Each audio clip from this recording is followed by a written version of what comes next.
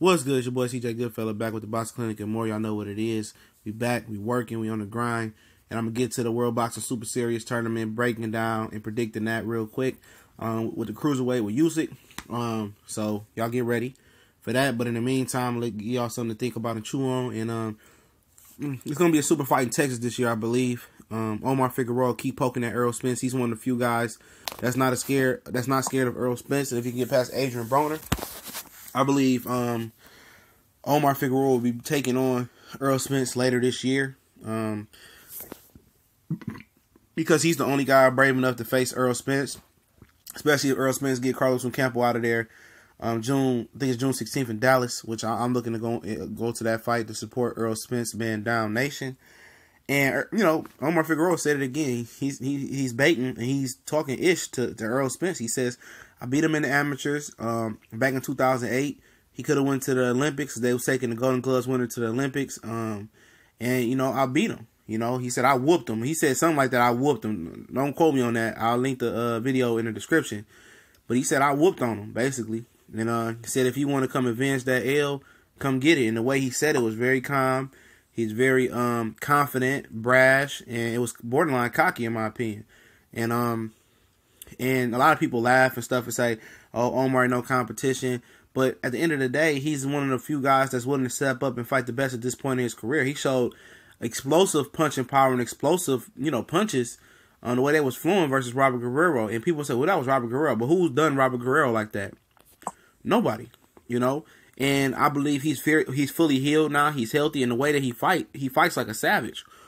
And when you fight in that nature, you need to take freaking breaks. He's one of the few guys that I would approve of fighting once or twice a year on a regular basis because how you know how dangerous he fights. I mean, he's a very outspoken person outside the ring. You would never think that he would go all hawking shit in the ring like he does. But he's tenacious. You know, he shows a lot of balls and guts in the ring. And he feel confident. You know, why not? I mean, who else is stepping up that want to fight Errol Spence? This is a guy that want to, you know, go to 47 to fight Errol Spence. I heard he even fought at 54 sometime in his professional career. So, you know, this ain't no weight bullying type John. This is a big guy versus a big guy. Texas versus Texas up in here. South Texas versus Dallas. It can sell out. You know, in Texas, it's a big fight. Omar Figueroa got the support of the Latino community and the black community. A lot of black people like, you know, Omar Figueroa, you know, in Texas and everywhere else. I'm a big Omar Figueroa fan. And, you know, Errol Spence got Texas on lock as well, the fight for Texas. And I think that's going to be his Keith Thurman-esque type fight, Terrence Crawford type-esque fight for him this year. His big show-up fight. And I believe this fight can land on Fox and take Errol Spence, legend and his popularity to the next level because of the style which they both fight in. This is going to be some Hagler-Hearns type stuff. And a lot of people laugh. It's going to laugh about this, man. They're going to laugh about this fight and say Omar this, Omar that. At the end of the day, you know, Omar ain't hard to find. Errol ain't hard to find. Omar shown exceptional chin, especially if it's true that he has fought at 154. Especially they can sell the selling point that he beat him in amateurs. Not only did he say he beat him, he said he whooped on Errol Spence. And I know that's a long time ago, but at the end of the day, it's a selling point to sell the fight. I'm pretty sure Errol went back down from the fight. I'm pretty sure. I'm 100% sure because I heard it out of Omar Figueroa's mouth that he wants to fight, you know.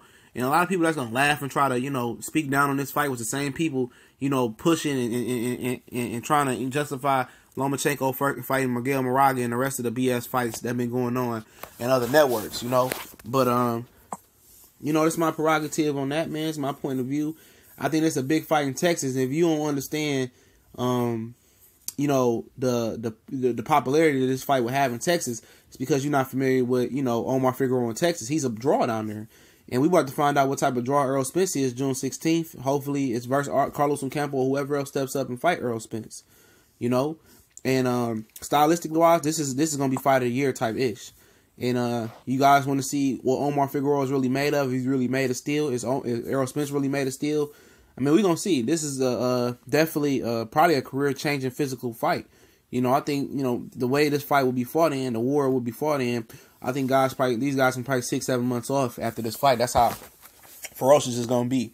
Errol Spence is on track to fight 3 times this year, so he's going to fight June 16th. Omar Figueroa is fighting Adrian Broner April 21st, I believe it is. If he gets past Broner first, and I think that's a huge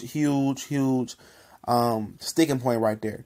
Not saying that he can beat Broner. I favor him right now before I turn on the tape to beat Broner because of the volume punching and the style that he has. And if his chin is as advertised and his size is as advertised, it's going to be a tough fight for Broner as well. As for Omar Figueroa, would be a good fight, especially if Broner is focused and back on his ish and not drinking Hennessy or whatever. But the thing about it is, he's going to get that exposure to a whole nother fan base. AB has his fan base. He's the most popular U.S. active fighter, in my opinion. He has his own fan base. So Omar Figueroa can dog walk Broner and stop Broner and do something that hasn't been done and do it in better fashion than Paulie and do a better fashion than Sean Porter did, he's going to blow up. He's going to blow up after that. The popularity going to blow him up. Then if you can go in there versus Errol Spence and they can promote this fight and market this fight in the right way, it's definitely going to be able to take Errol Spence to a nice little level, or who the winner, Omar Figueroa, to a nice little level of popularity. But it's very key that Omar does a very excellent job in dog walking Adrian Broner and being the first guy to stop him and embarrass him and retire that man. If he's able to do that, and then if he really wants the Errol Spence fight, that fight is going to be very, very popular, especially if it's true that he fought at 54, then he beat Robert Guerrero on regular TV at 47. His popularity and the legend going to grow. And Errol Spence going to make a colossal fight in Texas, and it's actually going to make up for not fighting Keith Thurman in 2018, and it's going to catapult Errol Spence or Omar Figueroa. Well, most people think it's Errol Spence until that Keith Thurman fight, making it bigger and bigger. And it's definitely a fight of the year fight. It definitely might be a fight of the decade type of fight. Talking about styles, especially popularity wise. Big fight in Texas, I think, on the horizon, in my opinion. We gone.